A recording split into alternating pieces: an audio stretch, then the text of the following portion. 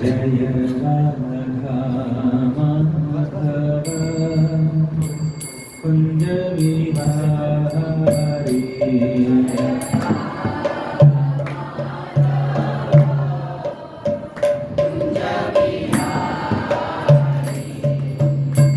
गोपीजन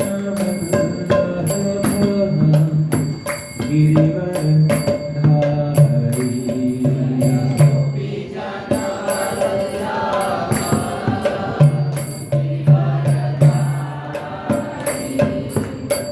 गोपीजन गिरिवरधारी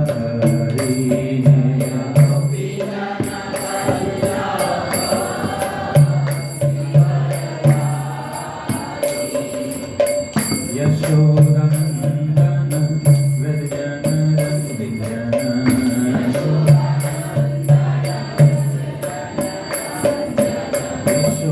यशोदनन्दन व्रजजन रंजन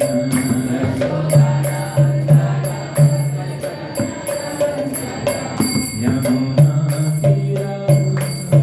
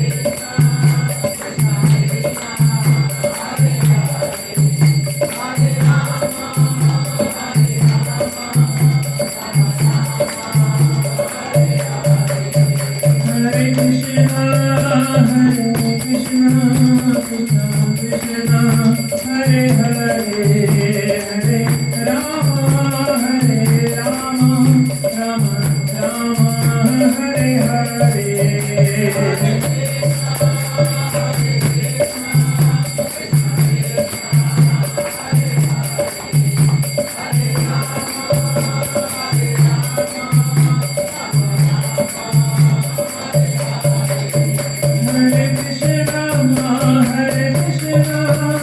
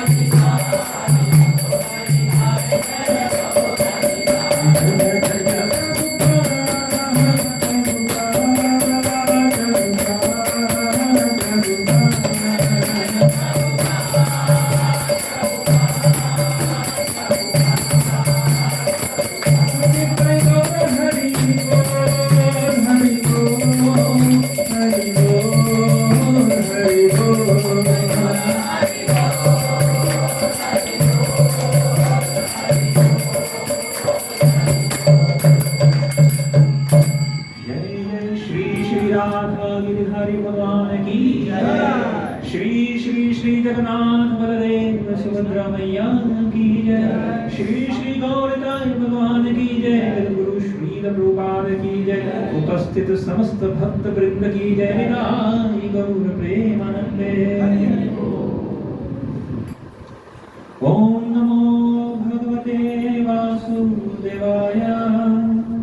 ओम नमो भगवते वासुदेवाय।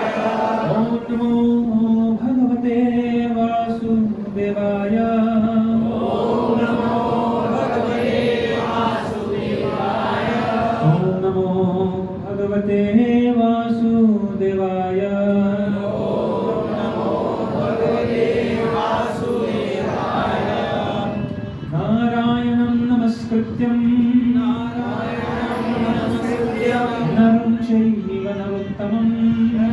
चैव नरोत्तमं देवीं सरस्वतीं व्यासं ततो जयमुदीरये। नश्च प्रायेषु अभद्रेषु नित्यं भागवत सेवया भगवती उत्तमं श्लोके भक्तिर्भवति नैष्ठिकी। तो हम लोग पढ़ रहे हैं श्रीमद् भगवद गीता अध्याय 2 श्लोक संख्या 40।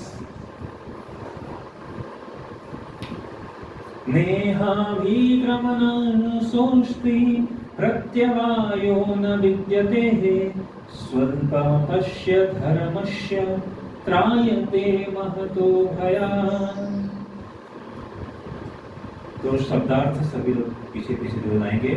ना नहीं, इह इस योग में अभिक्रम प्रयत्न करने में नाशः हानि अस्ति है प्रत्यवायः ह्रास ना कभी नहीं विद्यते है सुअल्पम थोड़ा अपि यद्यपि यस्य इस धर्मस्य धर्म का त्रायते मुक्त करता है महतः महान भयात् भय से। वर्णमात तथा तात्पर्य इस्कॉन संस्थापकाचार्य एजवाइन रेस एसी भक्तिवेदांत स्वामी श्री प्रभुपाद जी के द्वारा। इस प्रयास में न तो हानि होती है न ही ह्रास, अपितु इस पथ पर की गई अल्प प्रगति भी महान भय से रक्षा कर सकती है। पीछे पीछे दोहराइए। इस प्रयास में न तो हानि होती है न ही ह्रास, अपितु इस पथ पर की गई अल्प प्रगति भी महान भय से रक्षा कर सकती है। तो हम श्री प्रभुपाद का तात्पर्य पढ़ेंगे और उसी पर हम चर्चा करेंगे। ओम ज्ञानतिग्रामस्य ज्ञानाञ्जनशलाकया चक्षुरुन्मीलितं येन तस्मै श्री गुरवे नमः। नमो विष्णुपादाय कृष्णप्रेष्ठाय भूतले श्रीमते भक्तिवेदांत स्वामी नामिने नमस्ते सारस्वते देवे गौरवाणी प्रचारिणे निर्विशेष शून्यवादी पाश्चात्यदेशधारिणे। जय श्री कृष्ण चैतन्य प्रभु नित्यानंद श्री अद्वैत श्री आसादि गौर भक्तवृंद। Hare Krishna Krishna Krishna Hare Hare, Hare Rama Rama Rama Hare Hare. So we welcome all of you. आप सभी का स्वागत है। और भक्तों की संख्या जैसे जैसे बढ़ती है तो अन्य भक्तों की भी प्रसन्नता होती है और भगवान को भी प्रसन्नता होती है। तो आप सभी अपना कीमती समय निकल कर आ रहे हैं, भगवान के लिए कुछ समय दे रहे हैं। तो हम नड़िया हरे कृष्ण इस्कॉन सेंटर के सभी भक्त आप सभी के आभारी हैं। तो हम चर्चा कर रहे हैं श्रीमद् भगवद गीता अध्याय 2 श्लोक संख्या 40। तो यहाँ भगवान बता रहे हैं कि इस प्रयास में न तो हानि होती है और न ही ह्रास, अपितु इस पथ पर की गई अल्प प्रगति भी महान से महान भय से रक्षा करती है। तो तात्पर्य प्रभुपाद देखिए क्या प्रारंभ करते हैं। तात्पर्य में लिखते हैं, कर्म का सर्वोच्च दिव्य गुण है कृष्ण भावनामृत में कर्म, या इंद्रिय तृप्ति की आशा न करके श्री कृष्ण के हित में कर्म करना। कई बार लोग भगवद गीता पढ़ते हैं तो भगवद गीता में क्या बताते हैं, भगवद गीता का क्या सूत्र है या क्या सार है, कर्म करो, कर्मणैवाधिकारस्ते। बहुत लोगों ने सुना है, मा फलेषु कदाचन। तो उसका क्या बताते हैं कि कर्म करो, कर्मयोग है गीता, कर्म करो, फल की चिंता मत करो, कर्म करो। कर्म ही पूजा है कि नहीं? है। लेकिन कौन सा कर्म पूजा है, यहां पर पहली लाइन देखे बता रहे हैं, कर्म का सर्वोच्च दिव्य गुण है। कर्म का भी गुण है, ठीक है। तो कर्म का सर्वोच्च दिव्य गुण क्या है? कृष्ण भावनामृत में कर्म। कृष्ण भावनामृत में कर्म मतलब ऐसा कर्म जिसमें भगवान की भावना निहित हो, भगवान की भावना से युक्त किया गया कर्म। भगवान की भावना से युक्त किया गया कर्म का मतलब क्या है कि हमारी अपनी इंद्रिय तृप्ति के बिना किया गया कर्म, उसको ही कर्म कहते हैं। अगर कोई कहता है कि कर्म पूजा है तो पहले उसको समझना पड़ेगा कि कर्म है क्या, कर्म का गुण क्या है। तो तात्पर्य प्रकार बता रहे हैं कि कर्म का मतलब कि भगवान के लिए किया गया कर्म कर्म है। बाकी का जो कर्म हम कर रहे हैं, ये कोई कहे कर्म ही पूजा है, और एक व्यक्ति पेशे से चोर है और वो कहे कर्म ही पूजा है, और वो पूजा करना शुरू करे तो सबका घर खाली हो जाए। कहेगा कर्म ही पूजा है, मैं भी अपना कर्म कर रहा हूँ।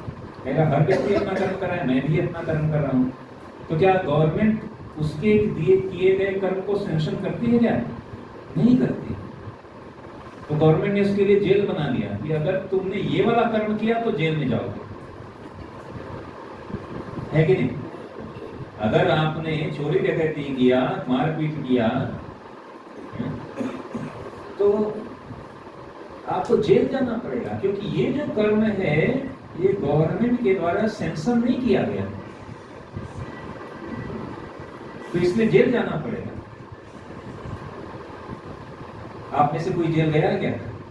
कैसे बात पूछ रहे हैं? कोई गया है जेल? मैं गया हूं।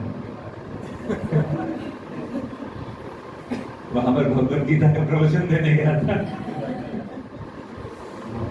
हम लोग गए थे जेल में,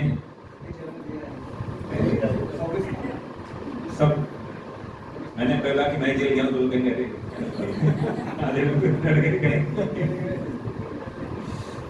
तो वहां पर सारे कैदी बैठे हुए थे और जो वहाँ के व्यक्ति थे वो बता रहे थे ये जो व्यक्ति है बहुत खूंखार है, इसने 2 मर्डर किया है, इसने 4 किया है, इसने ये किया वो किया, और सभी बैठ के भगवद गीता सुन रहे। तो एक रूप में आप कहेंगे कि हम जेल नहीं गए हैं, लेकिन आप और हम सब जेल में हैं, इस भौतिक कारागार में। ये भगवान की बनाई गई जेल है, और इस हर जेल का जेलर भी होता है। इस जेल का जेलर का नाम जानते हैं? दुर्गा, दुर्गा मैया, माता दुर्गा। दुर्गा जी के दुर्गा, ये जो भौतिक जगत है ये इसको दुर्गा धाम कहते हैं, या शिव धाम भी कहते हैं। दुर्गा और शिव पति पत्नी, दुर्गा पार्वती काली जो भी बोलो, तो ये दुर्गा धाम है भौतिक जगत। और इसकी अधिष्ठात्री, इसे संस्कृत में दुर्ग का मतलब होता है किला, जेल। पहले क्या करते थे राजा? दुर्ग बनाते थे। संस्कृत में दुर्ग का एक और मतलब होता है कठिन, दुर्गम होता है। दुर्गम कठिन, जहां कठिन जाना हो, जहां जाने में बहुत कठिनाई हो, वो दुर्गम है। जो करने में कठिन है वो दुष्कर है। तो उसी तरह दुष्कर, दुर्गम, और इसी तरह जो दुर्ग, तो दुर्ग का मतलब होता है किला। तो जो ये भौतिक जगत दुर्ग के समान है, किला के समान है, और इस किले के ऊपर पहरा है दुर्गा देवी का, उसकी जेलर वो है। तो अगर प्रश्न कहा जाए कि क्या हम सभी जेल कभी गए हैं, तो क्या गए, क्या हम जेल में ही हैं। हम सभी इस भौतिक जगत की जेल में ही हैं। जेल में किसको रखा जाता है, कौन बताएगा? हम ऐसे हाथ उठा के बताएं। जेल में किसको रखा जाता है? हाँ? मतलब ऐसा व्यक्ति जिसने कुछ नियम को तोड़ा हो, गवर्नमेंट के बनाए गए नियम को तोड़ा है, तो जेल में रख दिया जाएगा। तो अब प्रश्न ये है कि हम सब कह रहे हैं कि इस जेल में हैं, तो इस जेल का मतलब ही है, अच्छा, अगर कोई गवर्नमेंट जो है कहीं पर एक पूरा नगर बना रही है, नया नगर बनाती है, तो नगर में क्या करेगी? रोड बनाएगी, आसानी से लोग वहां आए जाएं, घर बनाएगी, PWD public works department, electricity department होगा, बिजली पहुंचाएगा, वाटर डिपार्टमेंट होगा, जल बोर्ड पानी पहुंचाएगा, ठीक है। फिर हॉस्पिटल खोलेंगे कि वहां पर सिविल हॉस्पिटल खोल दिया, लोग आएंगे बीमार होंगे तो इलाज होगा। तो गवर्नमेंट ये सारे काम करती है कहीं किसी नगर में ये। लेकिन साथ साथ गवर्नमेंट वहां पर एक और काम करती है, जेल भी बनाती है, थाना जेल भी बनाती है। अच्छा, गवर्नमेंट जेल क्यों बनाती है? सबको अंदर, क्या उसका मंशा क्या है कि सबको पकड़ के जेल में बंद कर दे? इस उद्देश्य से बनाती है। लेकिन बनाना पड़ता है, क्यों बनाना पड़ता है? क्योंकि पता है कुछ लोग ऐसे होंगे जो नियम को तोड़ेंगे, और जो नियम को तोड़ेंगे उनको यहाँ पे बंद करेंगे। जेल में बंद करने का उद्देश्य क्या है? किसी को, कैदी को जेल में क्यों बंद करते हैं?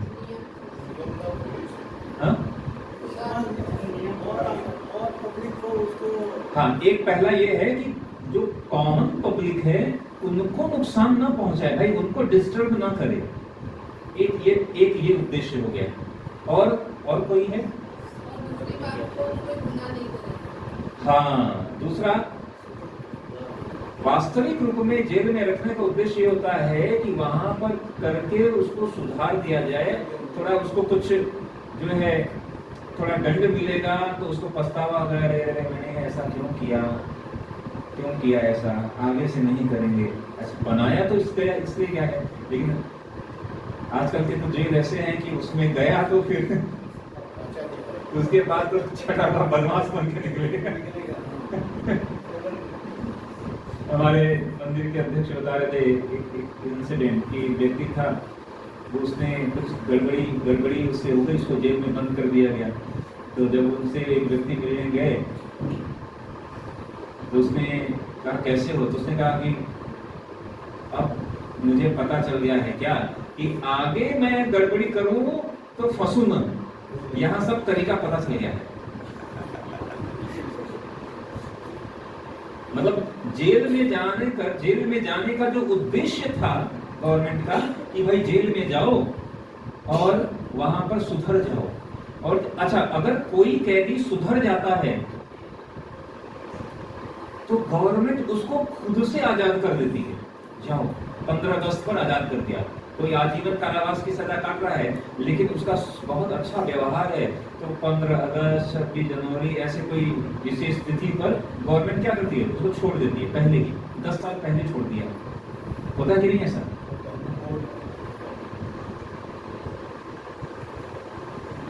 ये सारी चीज हमारे ऊपर लागू हो रहा है।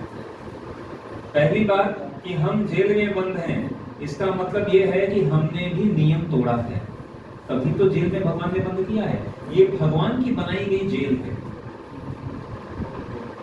अच्छा, जेल में लोग अधिक रहते हैं या जेल के बाहर अधिक रहते हैं?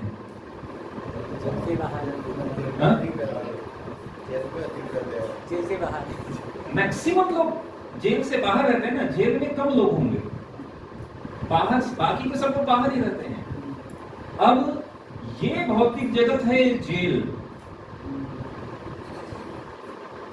तो आप समझिए कि इस भौतिक जगत से, जेल से बाहर बहुत लोग हैं। अभी हम कहते हैं हमारा पॉपुलेशन कितने अरब पहुंच गया, अरब खरब कितना पहुंच गया?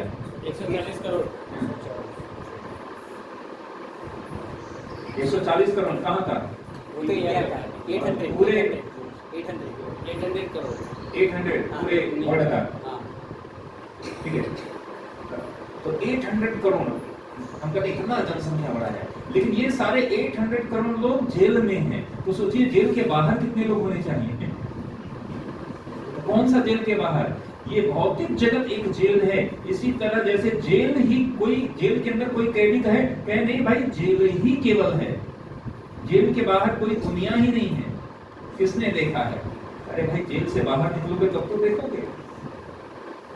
ऐसे ही हम इस भौतिक जगत रूपी जेल में आके कहते हैं जीना यहाँ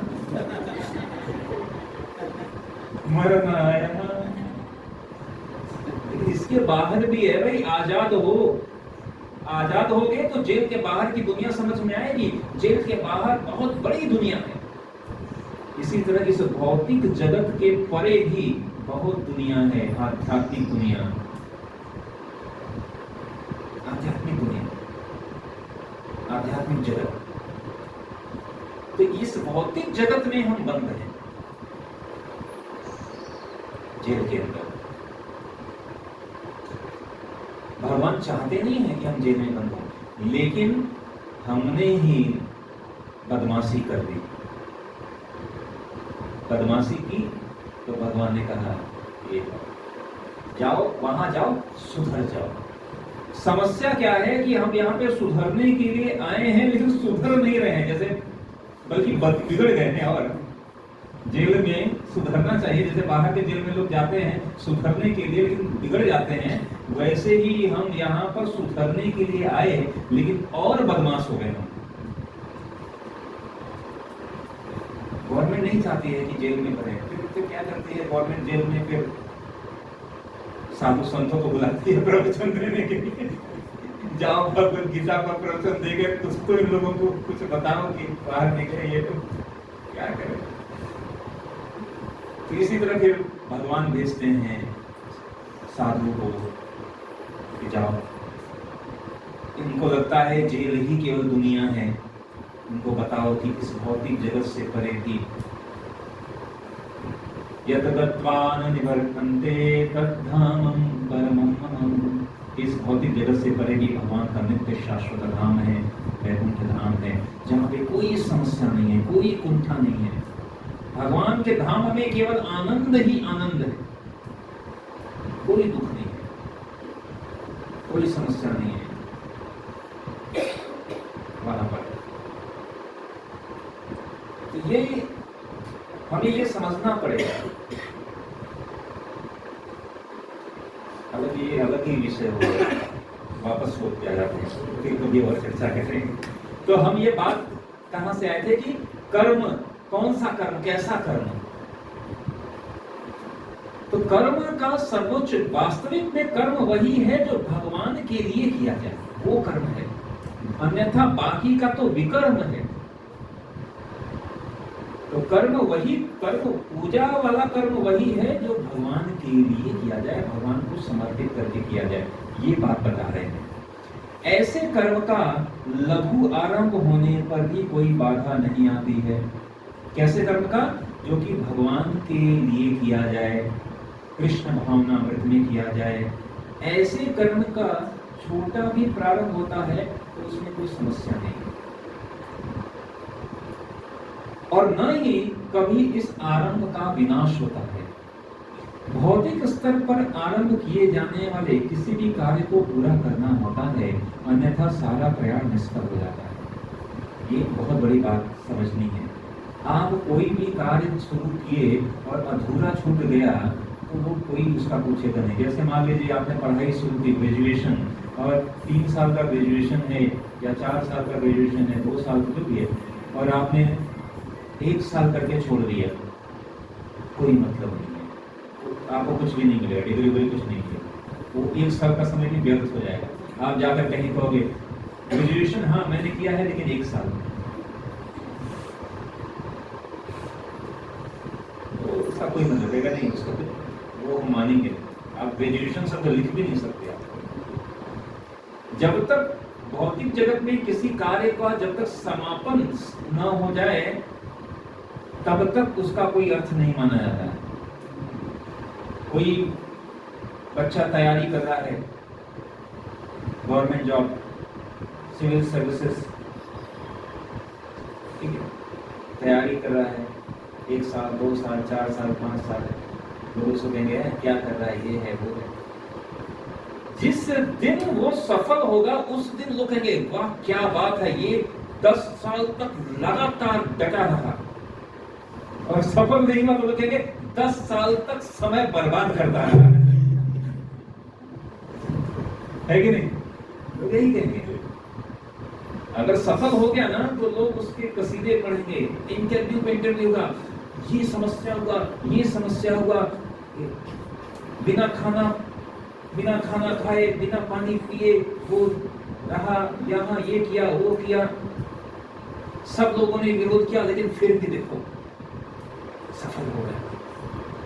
लेकिन अगर सफल नहीं हुआ तो लोग कहेंगे ये 10 साल बर्बाद कर दिया इसने, कोई नहीं पूछने वाला, फिर कोई एक आगे नहीं कहने वाला है कोई बात नहीं, तुमने प्रयास तो किया ना, क्योंकि वो अंत तक नहीं ला पाया, सफल नहीं हो पाया, तो कोई उसको पूछने वाला नहीं, 10 लोग उसको पीछे करेंगे।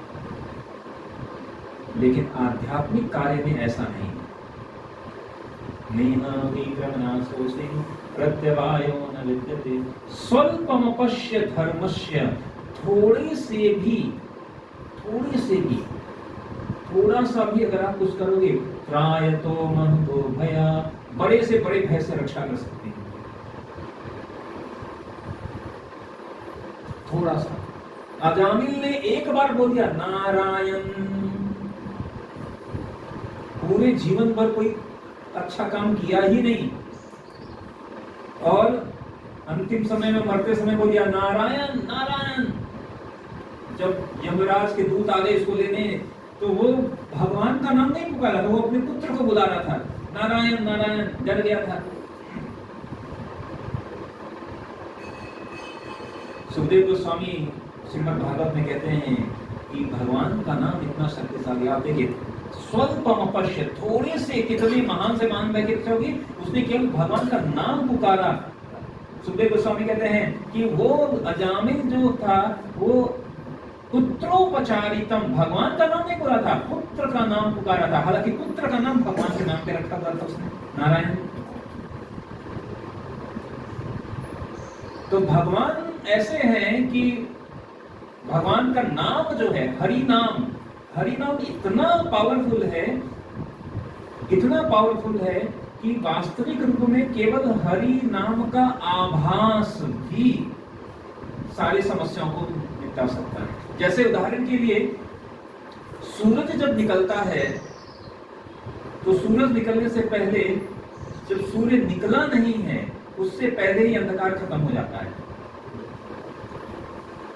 सूर्य से पहले अरुणिमा आती है, उससे ही अंधकार खत्म हो जाता है। सूरज को निकलने की जरूरत नहीं है, सूरज निकलने के बाद तो पूरा चारों तरफ चमक ही चमक होती है, लेकिन निकलने से पहले अंधकार समाप्त हो जाता है। भगवान का नाम उसमें क्यों, इसे सुखदेव गोस्वामी कहते हैं कि देखो, अजामिल ने अपने पुत्र का नाम पुकारा था, भगवान का नाम नहीं पुकारा था, और केवल पुत्र का नाम पुकारने से भी अजामिलो वप्यतादाधाम किमुत श्रद्धया गृणन्। सुखदेव गोस्वामी कहते हैं कि अगर अजामिल का भगवान पुत्र का नाम इंगित करके पुकारने पर उसकी ऐसी दशा हुई कि वह यमराज से बच गया और बाद में आध्यात्मिक कृष्ण भावनामृत का अभ्यास करके, भक्ति का अभ्यास करके बाद में भगवत धाम भी गया। तो सुखदेव गोस्वामी पूछ रहे हैं, अगर हम में से कोई भगवान को ही इंगित करके, भगवान को ही हृदय से पुकारे तो क्या नहीं हो सकता है। अगर श्रद्धा पूर्वक भगवान का नाम अगर हम पुकारें, भगवान को ही इंगित करके, जैसे अभी हम कीर्तन कर रहे थे, भगवान के लिए ही कीर्तन कर रहे थे, भगवान की प्रसन्नता के लिए कीर्तन कर रहे थे, उसकी महिमा तो कोई ठिकाना ही नहीं है। तो आध्यात्मिक कार्य में भगवान महतो भया, बड़े से बड़े महान भय से रक्षा होती है। भय, आहार निद्रा भय मैथुनं च सामान्य एतद् पशुभिः नराणाम् धर्मो हि तेषाम् अधिकः विशेषः धर्मो विहीनः पशुभिः समानः। भगवद गीता में कहा गया है, आहार खाना, निद्रा सोना, भय, सब लोग खाते हैं, सब लोग सोते हैं और सबको भय भी है।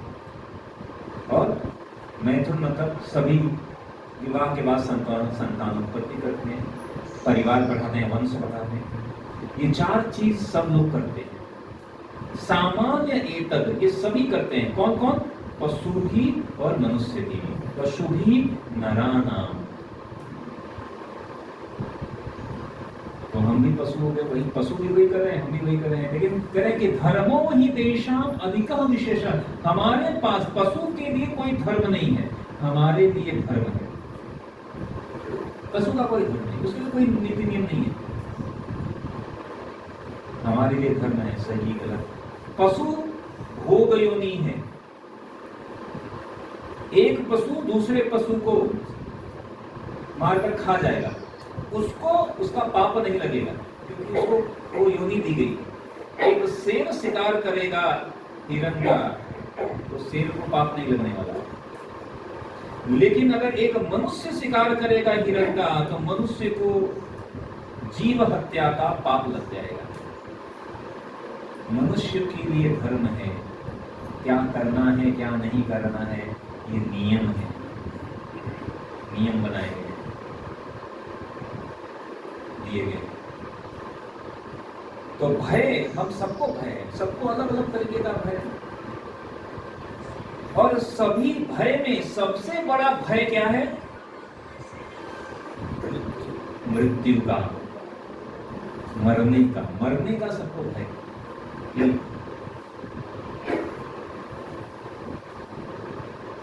तेषामहं समुद्धर्ता मृत्यु संसार सागराः भवामि न चिरात् पार्थ मय्यावेशित चेतसाम्। भगवद गीता में भगवान ने कहा सबसे बड़ा डर का है मृत्यु से। सबको डर है, कोई ऐसा नहीं है जो मृत्यु से नहीं डरता।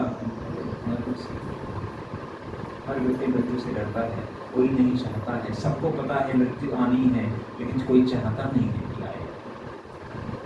सबको पता है अवश्य आएगी, लेकिन कोई चाहता नहीं है कि आए। मृत्यु में बहुत कष्ट है, बहुत कष्ट है। शास्त्र कहता है जब मृत्यु होती है तो 50,000 बिच्छू डंक मारते हैं, उतना कष्ट होता है प्राण निकलने में। किसी को बिच्छू काटे कभी? एक बिच्छू काटेगा तो अब पूरा हम लोग ऊपर नीचे कर देंगे। 50,000 बिच्छू काटता है, ऐसा डर होता है, बहुत कष्ट है, ऐसा डर बड़ा भयानक। लेकिन सबसे बड़ा मृत्यु का भय है, लेकिन भगवान के भक्तों को मृत्यु का डर नहीं है। तेषामहं समुद्धर्ता, भगवान कह मैं उनके लिए मैं सबसे बड़ा उद्धारक बनूंगा और उनको इन जन्म मृत्यु के चक्कर से निकाल दूंगा। अनेक प्रकार के उद्धारक हो सकते हैं। कोई आप समस्या में है, कोई आपका मदद करेगा, कहेगा थैंक यू वेरी मच, आप मेरे लिए बहुत बड़ा आपने उपकार किया मेरे ऊपर, ठीक है, मेरे को समस्या से निकाले, मेरे को गड्ढे से बाहर निकाल दिया, मेरे को जो है आर्थिक समस्या से बाहर निकाल दिया, मैं संकट में था वहां से निकाल दिया।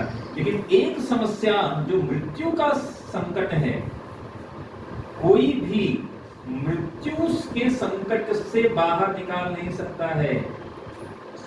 सब लोग मृत्यु पर विजय प्राप्त करने के लिए कंस से लेकर रावण से लेकर हिरण्यकशिपु से लेकर सबने प्रयास किया, सबने प्रयास किया मृत्यु से। हिरण्यकशिपु ने कहा ना दिन में मरू ना, रात में मरू ना, अंदर मरू ना, बाहर मरू ना, इससे मरू ना, उससे मरू ना, मनुष्य से मरू ना, पशु से मरू। सब तो मान लिया कि मरू ही ना, लेकिन तब भी मर गया। बड़ा है, लेकिन भगवान के भक्तों को मृत्यु का भय है। भागवत में आता है कि ध्रुव महाराज भागवत धाम जब गए जा रहे थे तो साक्षात मृत्यु के देवता साक्षात काल, जब उनका भगवत विमान आया था तो जो काल है मृत्यु स्वयं सर झुकाकर वहां पे खड़ी हो गई। कहा आप मेरे सर पर पैर रखकर इस विमान में चढ़ जाओ।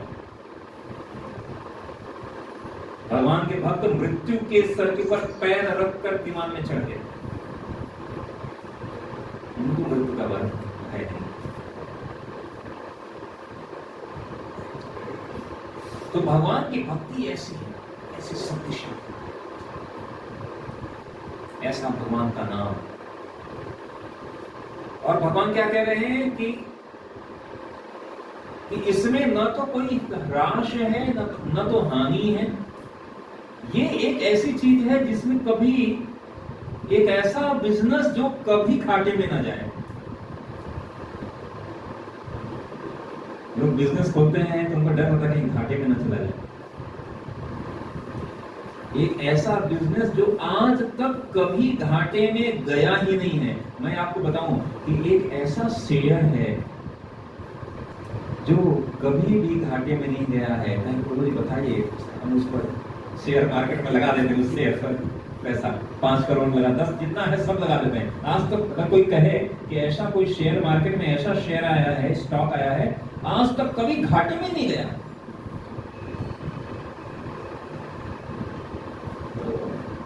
सब लोग जानना चाहेंगे वो कौन सा शेयर है, कौन सा स्टॉक। ये कृष्ण भगवानामृत का जो शेयर है ये कभी गिरता ही नहीं है। भगवान कह रहे हैं न कभी हानि ही नहीं है इसमें। एक तो भगवान कह रहे हैं कि हानि भी नहीं है और इसमें कभी कमी भी नहीं होती है। तो एक होता है हानि मतलब लॉस, तो कई बार क्या होता है कि कुछ चीजें होती हैं तो कभी कम हुआ, कभी अधिक हुआ, लेकिन फाइनल प्रॉफिट हो गया। तो लेकिन वो कभी कभी कम भी होता है, कभी कभी अधिक भी हो जाता है, कभी कम भी होता है, लेकिन ये ऐसा है कि इसमें कभी कमी नहीं हुई है। अगर 5 है तो 5 से 4 कभी नहीं, अगर 100 है तो 100 से 99 कभी नहीं है, न तो कमी और न तो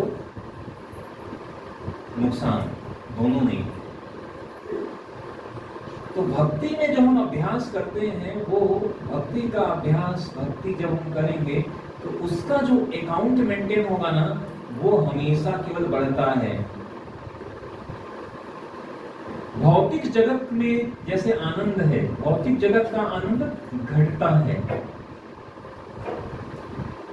आपने कोई भी कुछ कार्य किया, उसमें आपको बहुत अच्छा लगा था, आपने 1 रसगुल्ला खाया, बहुत मजा आ रहा है, 2 खाया, बहुत और मजा आ गया, 3 खाया और मजा आया, 4 खाया और मजा आ गया, अब 5वां भी खिलाया जा रहा है आपको। नहीं, बस 6वां भी खाना पड़ेगा। अब नहीं, बस 8वां भी खिलाया जा रहा है, नहीं बस 10वां खिलाया जा रहा है, अब आप बाहर निकाल दोगे। कहना बस पहले वाला मजा अभी,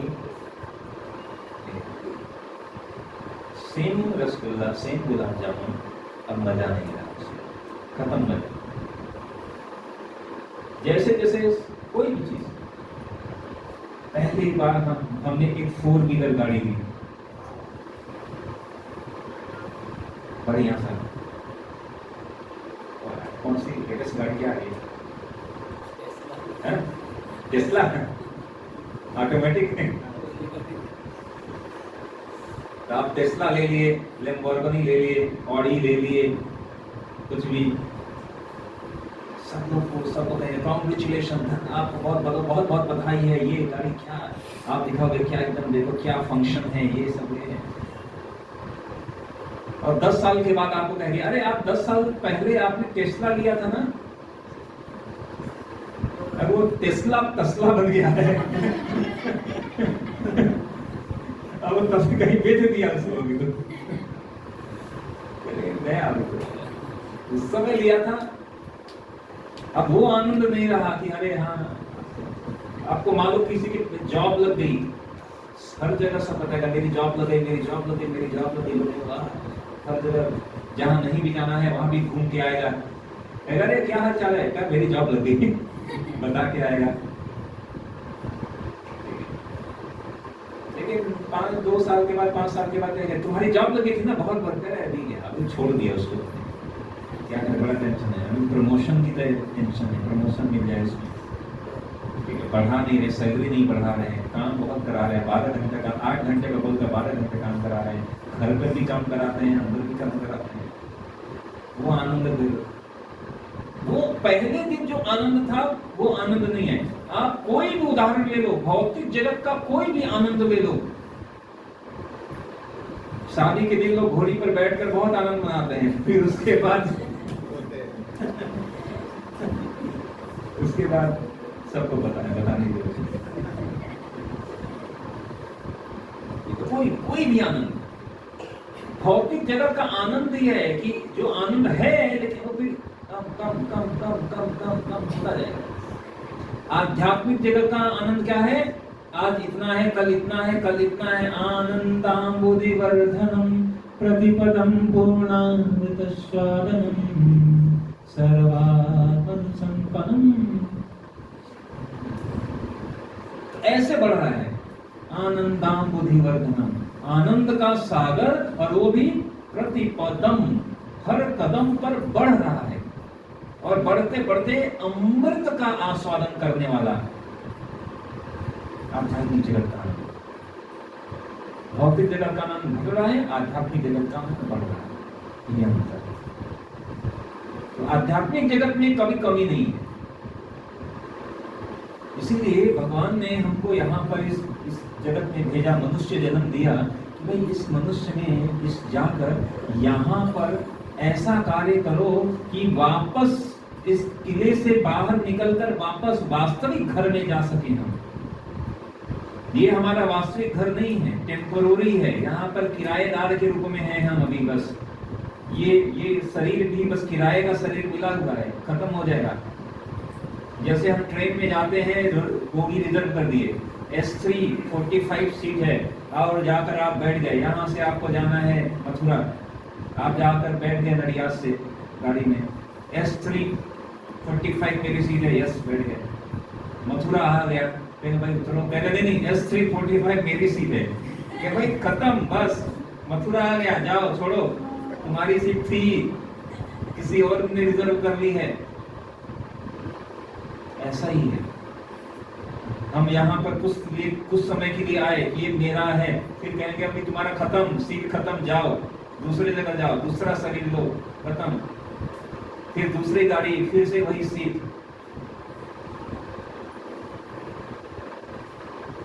ये ऐसा है, परमानेंट नहीं है। आध्यात्मिक जगत जैसे भौतिक जगत है, ऐसे आध्यात्मिक जगत। तो आध्यात्मिक जगत में जाने के लिए भगवान ने हमें कहा कि पहले यहाँ पे, वहां से ही आए हैं, लेकिन यहाँ पर कुछ बदमाशी करके आए, कह के यहाँ सुधर जाओ, वापस उनको भेजेंगे। तो हम यहाँ पर हमें क्या करना है कि जब हम आध्यात्मिक अकाउंट हमारा बढ़ता जाएगा, ठीक है, जैसे हम भक्ति के कार्य करेंगे। आपको पता है कि जब पुण्य कार्य जब कोई करता है और पाप कार्य करता है, दो चीजें होती हैं। अष्टादश पुराणेषु व्यासस्य वचनन्तयं परोपकाराय पूर्णाय पापाय परिवेदनम्। मैक्सिमम लोग केवल पाप और पुण्य तक ही बात जानते हैं कि पाप कर्म होता है या तो पुण्य होगा, अच्छा करेंगे तो पुण्य मिलेगा, बुरा करेंगे तो पाप मिलेगा। लेकिन शास्त्र पढ़ेंगे, गीता पढ़ेंगे, भागवत पढ़ेंगे तो आपको ये समझ में आएगा कि केवल पुण्य करने से भी आपको कोई फायदा अधिक नहीं है। बहुत अधिक फायदे का सौदा नहीं है केवल पुण्य करके। हाँ ठीक है, पाप से तो बचना ही है, लेकिन केवल पुण्य करके बहुत अधिक फायदा नहीं है। आप पुण्य करोगे तो पुण्य करके वही बात हो गई कि पहले आप स्लीपर में S3 45 बुक किए थे, अब B1 45 बुक कर लिए बस यही फायदा है। लेकिन मथुरा आने पर छोड़ना ही पड़ेगा, चाहे S3 में हो, चाहे B3 में हो या A3 में हो।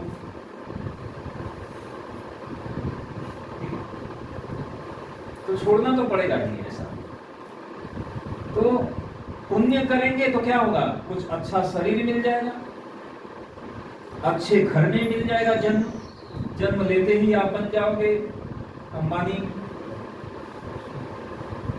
एक व्यक्ति जन्म लेते ही उसको पूरे संपत्ति मिल रही है हजार करोड़ की, और एक व्यक्ति को जन्म लेते ही करोड़ों का ऋण मिल रहा है कि तुम्हारे पिताजी के पिताजी ऋण लेके गए थे, चुकाओ। ऐसा। तो अगर पाप कर्म करेंगे तो उसको भोगने के लिए भी आना पड़ेगा इस भौतिक जगत में, और पुण्य कर्म करेंगे तो उसको भी, उसका आनंद भोगने के लिए भी आना पड़ेगा इस भौतिक जगत में। कुल मिलाकर आपको आना ही पड़ेगा यहाँ पर जेल में। तो फायदा क्या? बुद्धिमान तो वो है कि ऐसा कार्य करे कि जेल में ही न जाना पड़े, वो उसको कहते हैं बुद्धिमान। या जेल से निकल जाए, परमानेंट में बाहर निकल जाए कोई। तो पुण्य कर्म यही है कि पहले लोहे की जंजीर से बांधा, अच्छा कर्म कर दिया तो सोने की जंजीर से बांध दिया, लेकिन बांधा तो है, बंधे तो हैं। लेकिन आध्यात्मिक भक्ति का कार्य क्या है? भक्ति के कार्य का जो फल है वो न तो पुण्य में आएगा न तो पाप में आएगा, उसका आपके इस शरीर पे कोई प्रभाव नहीं पड़ेगा। इसलिए कई बार लोग कहते हैं कि भक्ति का क्या फायदा है, भक्ति तो कहते हैं अरे हम कुछ ऐसा कार्य करें कि भाई हमें ये कुछ धन मिले, ये सब मिले।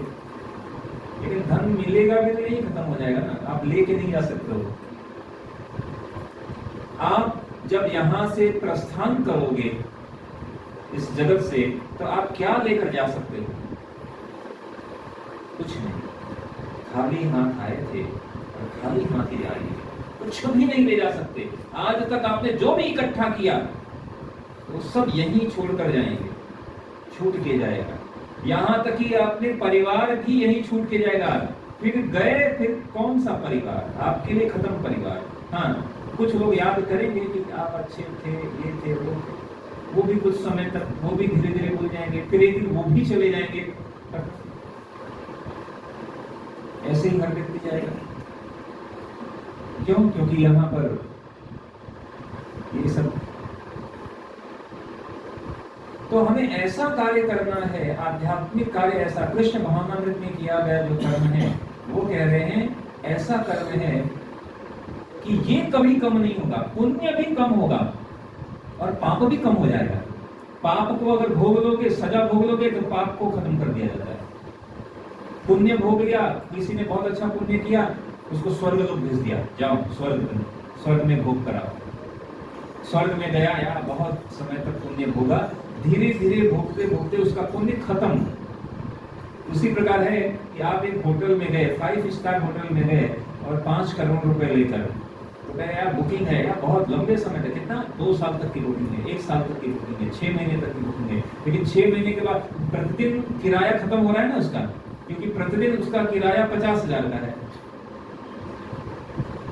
तो आपके पास 5 करोड़ है, कुछ दिन में खत्म 5 करोड़। जैसे ही 5 करोड़ खत्म होगा, कहेंगे भाई साहब चलिए चलते बनिए। जब तक आपके पास जेब में है तब तक वो कहेंगे यस सर, क्या करना है, ये सर, वो सर, ऐसे पैसा खत्म कहने चाहिए, क्योंकि खत्म, आपका क्रेडिट खत्म। उसी तरह जितने भी पुण्य कर्म से हमें कुछ मिलेगा, वो भोग कर खत्म हो जाएगा। जब खत्म होगा, पुनः इस भौतिक जगत में आएंगे, दोबारा जन्म लेंगे, दोबारा पुण्य पाप करेंगे। पाप करेंगे तो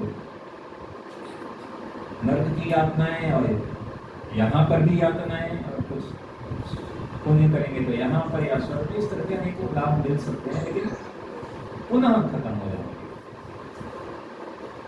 लेकिन अगर हम भक्ति के कार्य करते हैं तो उसका जो अकाउंट है वो तीसरा अकाउंट है, न तो पाप का न तो पुण्य का, वो एक तीसरा अकाउंट है। और उस अकाउंट में जितना डाल दिया, वो कम कभी नहीं होगा। अगर आपने मान लीजिए इस जीवन में आपने भक्ति की, और उदाहरण के लिए मान लीजिए 20% भक्ति की इस जीवन में, और इस जीवन के बाद जब अगला जीवन आपको मिलेगा और वहां अगर भक्ति शुरुआत करेंगे तो 21% से स्टार्ट होगी। 20% भक्ति आपका जमा रहेगा, न तो ह्रास है न तो कमी है। फिर मान लीजिए दूसरे जीवन में आपने 30% और भक्ति की, मिलकर 50% हो गया, चले गए, तीसरा जन्म लिया तो 51% से भक्ति स्टार्ट होगी। ऐसा अकाउंट तो जीवन के साथ तो है, जीवन के बाद भी। असली LIC इधर है भाई, ज्वाइन हो जाओ। असली लाइफ इंश्योरेंस तो ये है, आध्यात्मिक जीवन का इंश्योरेंस है ये। आध्यात्मिक जीवन का इंश्योरेंस भगवान ने दिया, और दूसरे इंश्योरेंस लिए जा रहे हैं। और जब गए तो क्या, कहां साथ है? जब जीवन ही खत्म तो क्या, जीवन के साथ बात कहां है? वो भी इधर ही रह जाना है, कितनी भी पॉलिसी करके जाओ। ये आध्यात्मिक LIC भगवान दे रहे हैं। जीवन के बाद भी आपका वो जमा रहेगा। और जब करते करते 100% हो गया, भगवान के चल खत्म, चलो छोड़ो जेल खत्म, अब तुमको भगवान के धाम, आध्यात्मिक धाम, वैकुंठ धाम, गोलोक धाम, वहां ले जा रहे हैं। वहां जाए, वहां पे कोई कमी नहीं, वहां मरना नहीं, वहां पे खाने का स्ट्रगल नहीं करना है। वहां पे भगवान के धाम में शब्द भी गायन है, लोग चलते नहीं है, डांस करते हैं दिन भर। वहां पे के हर वृक्ष कल्प वृक्ष हैं, वृक्ष के नीचे बैठकर इच्छा का तो वो आ जाए। वहां का हर पत्थर जो है, पारस पत्थर तो कुछ नहीं है, पारस पत्थर से लोग गोटी खेलते हैं बच्चे। वहां के धूल भी चिंतामणि जेम्स है, वहां कोई कमी, आनंद, केवल आनंद, आध्यात्मिक धाम। ऐसे धाम में हम थे, लेकिन छोड़कर हम यहाँ आ गए। और फिर हमें यहाँ लगता है कि यस बहुत बढ़िया है, ये मनुष्य शरीर कितना बढ़िया है, यहाँ पे रहना है। हम यहीं पे प्लानिंग भी कर रहे हैं यहीं पर रहने की। ठीक है, समहाउ अगर हमें मनुष्य जीवन मिल गया, उसमें तो अब हमको याद भी नहीं है क्यों किया, क्या बदमाशी किया, ठीक है जो भी है छोड़ दो। अभी आपको मनुष्य जीवन मिला है, मनुष्य जीवन मिला है तो हमारे पास बुद्धि दी गई है, विवेक दिया गया है। एक सामान्य पशु से अधिक हम सोच सकते हैं। एक पशु को पत्थर मारो भाग जाएगा, उसके बाद रोटी दिखाओ वापस आ जाएगा। हमारे साथ कोई ऐसा करे? जीवन भर उसका चेहरा नहीं देखें, पत्थर को मारने के दूर हमको एक बार कोई कुछ बोल दे, वो कहे कि हमको 2 थप्पड़ मारेंगे फिर रोटी खिलाएंगे।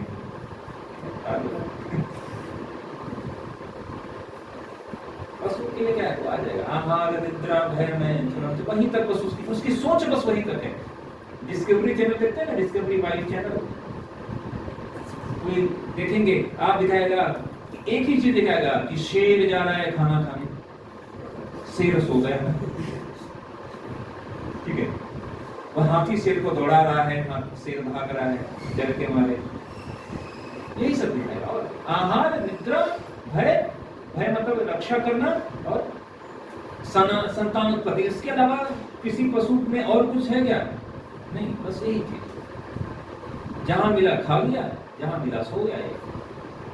हम तो ऐसा नहीं कर रहे हैं, हम तो अपने घर में सोते हैं कि एसी लगाकर सोते हैं। सोने के बाद तो एक ही चीज है, चाहे एसी में सो जाओ चाहे बाहर सो जाओ, सोने के बाद क्या है कोई मतलब मृत के समान है। जैसे खाने के बाद पेट भर गया तो चाहे आपने गुलाब जामुन खाकर पेट भरा हो या रोटी खाकर पेट भरा हो, पेट तो भर ही गया।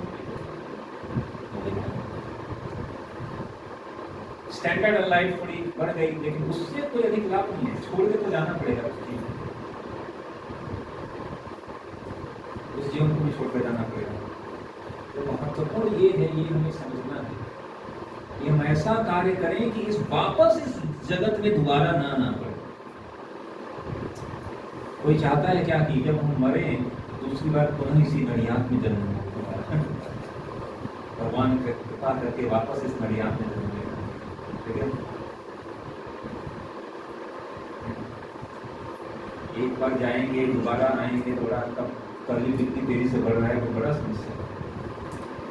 भागवत में पढ़िए, कलयुग का लक्षण दिया गया है।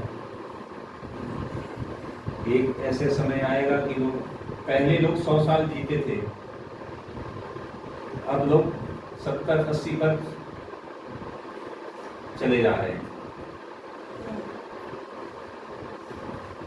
कुछ समय के बाद ये 60 साल 50 साल पे लोग जाने हैं और क्या है। आजकल तो 40 साल, डॉक्टर कहते हैं 40 साल हो गया ना, हाँ 40 साल हो गया है तो फिर चश्मा तो लग जाएगा, उसमें कोई घबराने की बात नहीं है। लोग ऐसा बोलते हैं 40 साल तो हो गया ना, तो घुटने में दर्द हो रहा है, कोई आजकल 20-20 साल 30-30 साल के बच्चों को हार्ट अटैक आ रहा है, पहले ऐसा नहीं। आप सब लोग देख ही रहे हैं, उम्र धीरे धीरे कम हो रही है। भागवत में बताया एक समय ऐसा आएगा कलयुग में हमारी उम्र, अभी एक कुत्ते की उम्र भी 20 साल होती है, 15 से 20 साल, हमारी मनुष्य की उम्र 20 साल हो जाएगी। आप सोचो कि 20 साल में पैदा भी होंगे, पढ़ाई भी कर लेंगे, जो है शादी भी हो जाएगी, बच्चे भी आ जाएंगे, बूढ़े भी हो जाएंगे, मर भी जाएंगे 20 साल में ही। कितना फास्ट लोग आजकल को ना, फास्ट युग आ गया है। आजकल बच्चे पैदा होते ही फटाफट सब कुछ कर लेते हैं। क्यों? क्योंकि ये कलयुग बढ़ रहा है, तो लोग कहते हैं बहुत इंटेलिजेंट नहीं हो रहे भाई, उम्र घट रही है। एक समय आएगा 20 साल,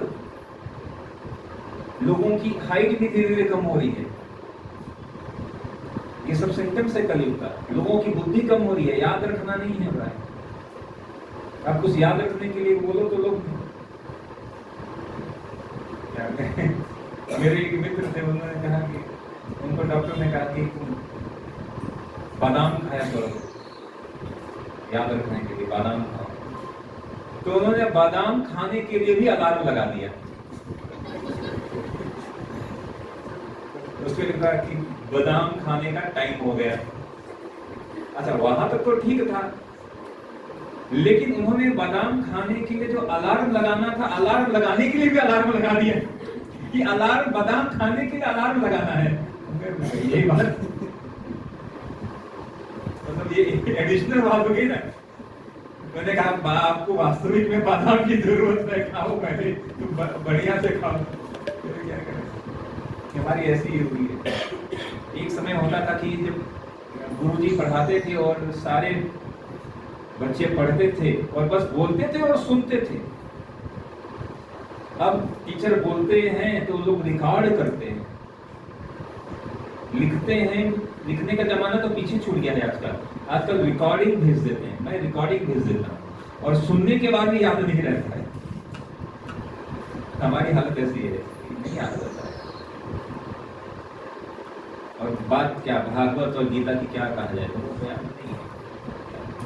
सब कलयुग का बढ़ता ही जाएगा। एक समय ऐसा आने वाला है कि कलयुग में लोग अभी भी लोग कह रहे हैं कि बहुत घोर कलयुग आ गया है, तो ये लोग एक दूसरे भाई का नहीं है। कलयुग में आजकल कोई रिश्ता ही नहीं बचा है। एक भाई, हम बात कर रहे हैं रामायण की एक उस भाई की, राम जैसे भाई की, भरत जैसे भाई की और लक्ष्मण जैसे भाई की, जहां एक भाई दूसरे भाई के लिए सब कुछ छोड़ने के लिए तैयार है। राम को बोला कि भरत को सिंहासन दे दो। राम ने कहा, अरे भरत को मैं खुद चाहता हूँ, भरत से छोड़ दिया। 14 साल का बनवास था, बहुत बढ़िया है, चलो जाता हूँ। लक्ष्मण को पता चला तो लक्ष्मण ने कहा कि अगर भैया राम जाएंगे तो मैं भी जाऊंगा। ये मेरे लिए। अपनी माता सुमित्रा के पास गए लक्ष्मण और उन्होंने कहा कि माता जो है कृपया करके मुझे आदेश दीजिए। उन्होंने कहा, आदेश कौन सी आदेश मांगने जा रहे हो? तुम्हारे लिए अगर जहां तुम्हारे लिए अयोध्या है ही नहीं, खत्म। एक बात है कि चलो कोई कहता ना, मैं त्यागता हूँ, ये छोड़ देता हूँ मैं। जिसके पास है ही नहीं वो क्या छोड़ेगा? कोई किसके पास 10 करोड़ होता है, मैं 10 करोड़ दान में दे देता हूँ। और जिसके पास कुछ है ही नहीं वो क्या देगा दान में, क्या छोड़ेगा? सुमित्रा माता ने कहा कि तुम क्या, कौन से अयोध्या की तुम बात कर रहे हो? जिस दिन राम ने छोड़ा तो तुम्हारा तो यहाँ तुम्हारे राम है तो तुम अयोध्या, और राम नहीं आएंगे तो तुम कदम वापस रखना मत यहाँ पर। ऐसे भाई, भरत जी को पता चला कि अरे मेरे लिए तो उन्होंने तो क्या किया। हम ऐसे भाई की कथा सुन रहे हैं और आजकल क्या है, एक भाई दूसरे भाई की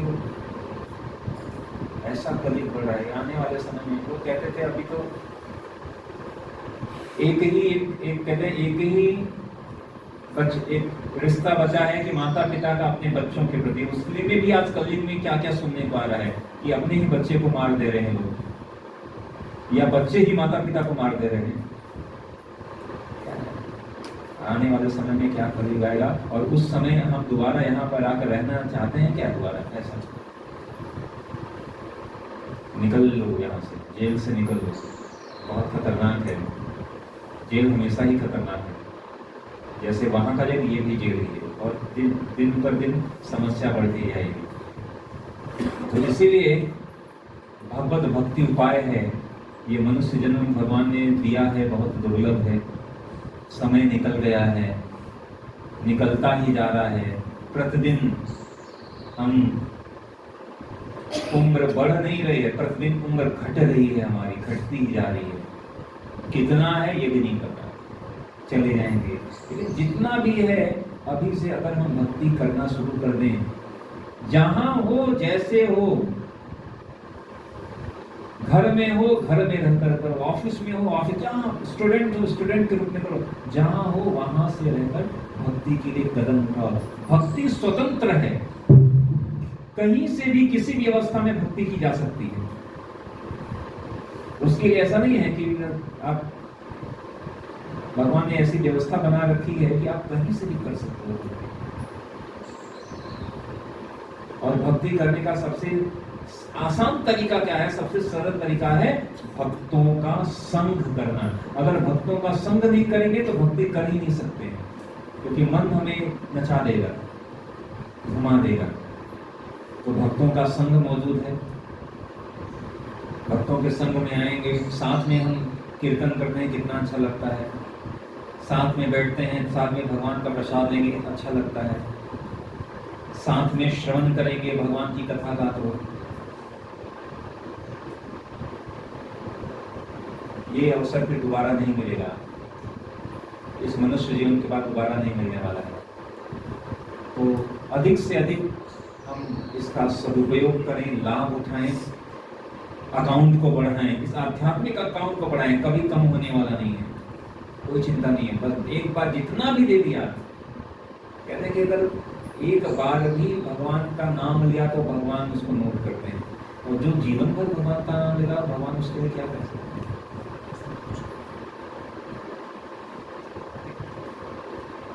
तो फिर लोग कहते हैं किसने देखा है क्या? आपने भगवान देखा है? देखा तो आपने बहुत कुछ भी नहीं है, देखा तो आपने दिमाग भी नहीं है अपना। दिमाग है कि नहीं? किसी ने देखा है अपना दिमाग? नहीं देखा है, तब भी है। बुद्धि देखी है? नहीं। मन देखा है? नहीं, तब भी है ना मन। आप कहते हैं मेरा मन, तो मानते हैं। भगवान को देखने का तरीका है, बहुतों ने देखा है। ध्रुव महाराज ने देखा, प्रहलाद महाराज ने देखा, संत तुकाराम ने देखा, बोडाना ने देखा। बोडाना के साथ भगवान ऐसे क्या है, पूरा विग्रह चलकर यहाँ आ गए, तो बोडाना ने देखा ही होगा ना कि भगवान रथ चला रहे हैं, देखा ही होगा। तो ऐसा नहीं कि बहुत पहले, ठीक है, अभी की बात कुछ सालों 200-300 साल पहले।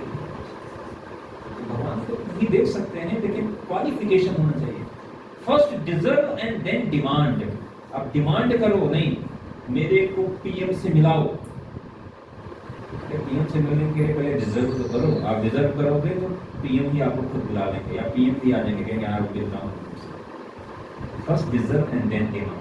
पहले हम बिना डिजर्व के डिमांड करते हैं। कहाँ है? दिखाओ तो। भगवान क्या, आप क्या करते हो? भगवान आएगा, बोलते हैं कॉल करी बजाएंगे, मैं आ गया, दर्शन कर लो, है ना? ऐसा सस्ता एक सामान्य व्यक्ति से मिलने के लिए नाक रगड़नी पड़ जाती है। एक सामान्य व्यक्ति के लिए हम अखिल ब्रह्मांड, करोड़ों ब्रह्मांड के स्वामी, उनको हम ऐसे ही मिल जाएंगे क्या? नहीं, ऐसे नहीं मिलना। उनके लिए पूरी आपको प्रयास करना पड़ेगा, हाँ, लेकिन मिल सकते हैं। बहुत दयालु है। हे कृष्ण करुणा सिंधु दीन बंधु जगत्पते गोपेश गोपिका कांत राधा कांत नमस्ते। तो यह कृष्ण भावनामृत आंदोलन जो है भक्ति का आंदोलन है, और बहुत आसान है। भगवान का नाम लीजिए, भगवान का भजन करिए, भगवान का प्रसाद खाइए, भक्तों का संग करिए, और इसी माध्यम से हम सर्वोच्च सिद्धि प्राप्त कर सकते हैं। सर्वोच्च त्रायते महतो भया, महान से महान भय से रक्षा हो सकती है। सबसे बड़ा भय मृत्यु के भय से रक्षा हो सकती है। इसलिए भगवान ने भगवत गीता में कहा, अर्जुन को घोषणा कर दो, ना में भक्ता, मेरे भक्त का कभी विनाश नहीं होता। भगवान अपने भक्त के लिए ड्राइवर बन जाते हैं, रथ चलाते हैं। तो ऐसे भगवान हमारे पास हैं, ऐसे भगवान, ऐसी भक्ति हमारे पास है। भक्त, भक्ति और भगवान, तीन के अलावा और कुछ शाश्वत नहीं है, सब खत्म हो जाने वाला है। तो भगवान भी है, भक्ति भी है, बस हमको भक्त बनना है। हम भक्त बन जाए, आत्मा के अपने शाश्वत। तो आप सभी आइए और भगवान नाम का जप भी करिए, कीर्तन करिए, और भगवत श्रवण करिए, कथा का श्रवण करिए, गीता पढ़िए, तुलसी परिक्रमा करिए, तुलसी महारानी को जल दीजिए। ये सब उपाय हैं इनसे धीरे धीरे हमारे अनर्थ कम होंगे और भक्ति बढ़ेगी। और अगर आप किसी से प्रेम करते हैं तो सबसे अच्छा उपहार आप यही दे सकते हैं। अगर आप अपने बच्चों से प्रेम करते हैं तो बच्चों को सबसे अच्छा उपाय यही दे सकते हैं। माता पिता सबसे अच्छा उपाय यही दे सकता है अपने बच्चों के लिए। बच्चे अपने माता पिता की इसी तरह सबसे अधिक सेवा कर सकते हैं। नहीं तो जो गया तो क्या दे, अब क्या दे सकते हैं उसको। लेकिन भक्ति एक ऐसा है कि आप